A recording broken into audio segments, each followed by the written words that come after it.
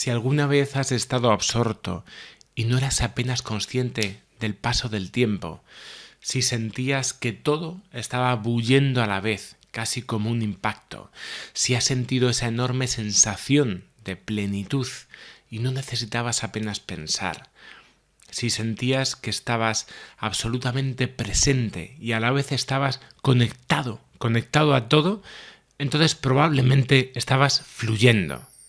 Estamos hablando de los estados de flujo, pero ¿qué es un estado de flujo?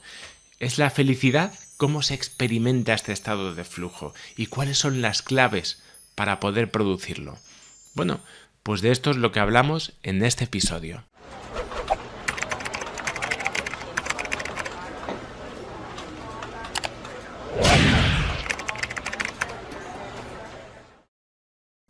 Mihaly Csikszentmihalyi es profesor de psicología en la Universidad de Claremont de California y además fue jefe del departamento de psicología de la Universidad de Chicago.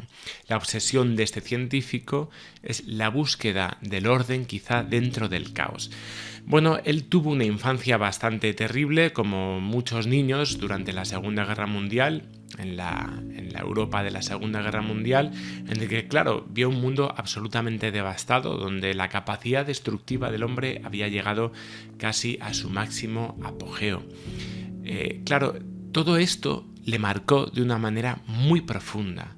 Él intenta encontrar algo a lo que asirse en ese caos. Y bueno, empieza a enterarse o empieza a investigar por los aspectos positivos del ser humano que le puedan alejar de esa barbarie que él experimentó. Y es que el ser humano puede encontrar, y eso es cierto, estados de profunda confusión, estados de profundo desamparo, y a la vez también es capaz de encontrar estados de intensa armonía. Este científico empezó a interesarse más bien por estas segundas características del estado humano, por esta sensación de armonía y cuándo se produce. Un debate que tendríamos que investigar es si esto podría compararse a lo que comúnmente llamamos como felicidad. Pero bueno, yo creo que esto es harina a otro costal. El caso es que empieza a investigar a músicos, a creadores, empieza a ver actores, empieza también a científicos, porque los científicos necesitan también de ese mismo proceso creativo.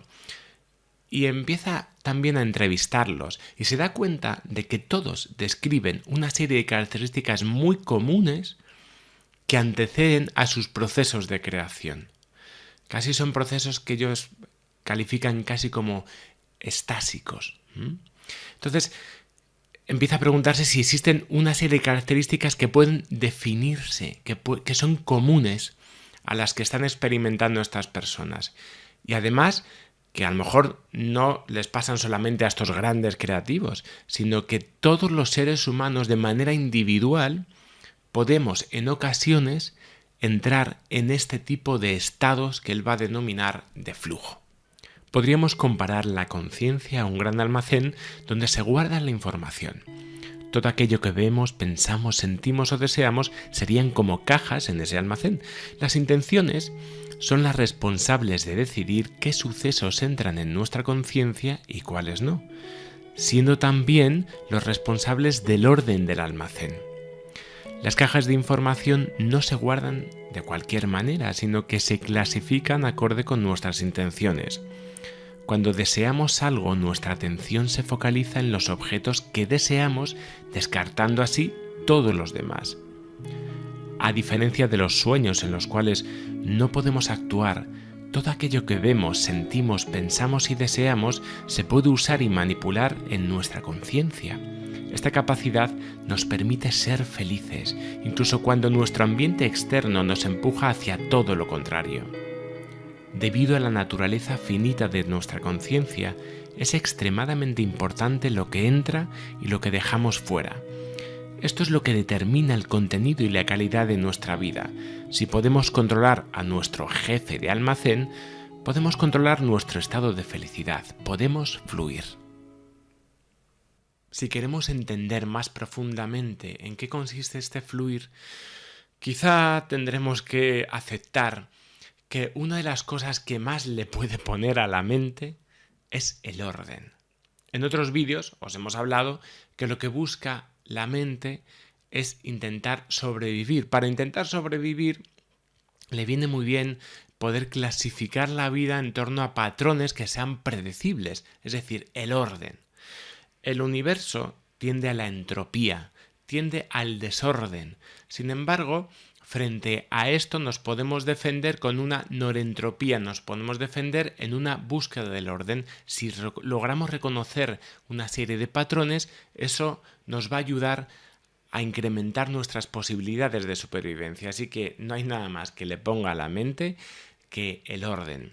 Por eso Marie Kondo cada vez está de mejor ver.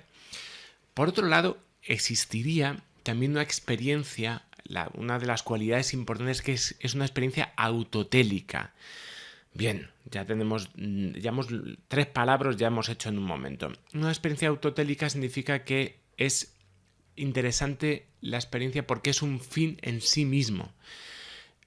Puede que existan recompensas que nos estén esperando al final del camino, pero lo que de verdad nos interesa es la experiencia en sí. Eso es lo que nos alimenta. Por eso muchas veces cuando llegamos a la meta llegamos un poco desilusionados porque ha sido el camino el que nos ha proporcionado esa sensación de felicidad. Y por último también estaríamos diciendo que es una experiencia en la cual el sujeto es un sujeto activo, es un sujeto participante, no es un mero consumidor de información. Ver una serie en la televisión está muy bien y puede ser muy gratificante, pero no proporciona este estado, porque este estado necesita de ti, necesita de tu implicación para salir adelante. Las principales características del flujo son las siguientes. Por un lado, es un desafío que requiere habilidades. El disfrute en una actividad llega a su punto máximo cuando los desafíos están en su justo equilibrio con las habilidades personales. Esto explica por qué las actividades de flujo conducen al crecimiento y al descubrimiento. Nadie puede disfrutar haciendo lo mismo durante mucho tiempo. Concentración y enfoque. Cuando la atención está completamente absorta en una actividad, lo que la persona está haciendo llega a ser algo espontáneo, casi automático, y el protagonista deja de ser consciente de sí mismo, casi como un ser separado de lo que hace. La experiencia es vivido como un estado de flujo en el que la mente discurre libre y armónicamente. Existen metas claras.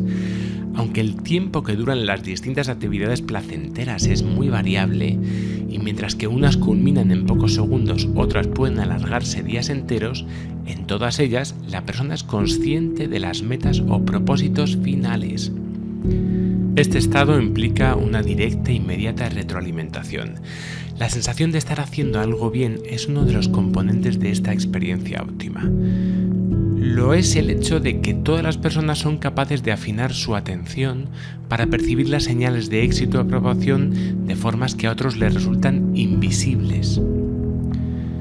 No hay espacio para otras informaciones. En los momentos de flujo la atención excluye toda la información que ocupa la cabeza y que no es de utilidad para lo que se está realizando en ese momento. Las preocupaciones de la vida ordinaria quedan así excluidas de la mente. Un sentimiento de control personal sobre la situación o actividad es una de las sensaciones al fluir. El placer que se deriva de estas actividades surge precisamente de una saludable sensación de ser capaz de controlar fuerzas que pueden ser peligrosas, la sensación de controlar la entropía. Existe una pérdida del sentimiento de autoconciencia. Cuando se experimenta la sensación de flujo desaparece la conciencia. Algo a lo que comúnmente dedicamos mucha atención, la propia personalidad. Paradójicamente, cuando logramos olvidarnos de quién o de qué somos, podemos expandir aquello que somos. Y por último, hay una distorsión del sentido del tiempo.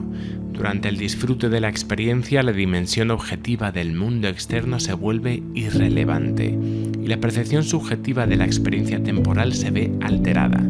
Por eso muchas personas afirman que el tiempo parece pasar más rápidamente, mientras que otros, como un bailarín de ballet, describiendo un complicado giro que dura menos de un segundo en el tiempo real, afirman que los segundos pueden llegar a durar eternidades. Y hasta aquí llegamos en el vídeo por hoy. Si os ha gustado, os diría que os suscribieseis al canal, porque así vais a poder ir recibiendo cada vez que subamos un nuevo tema al canal.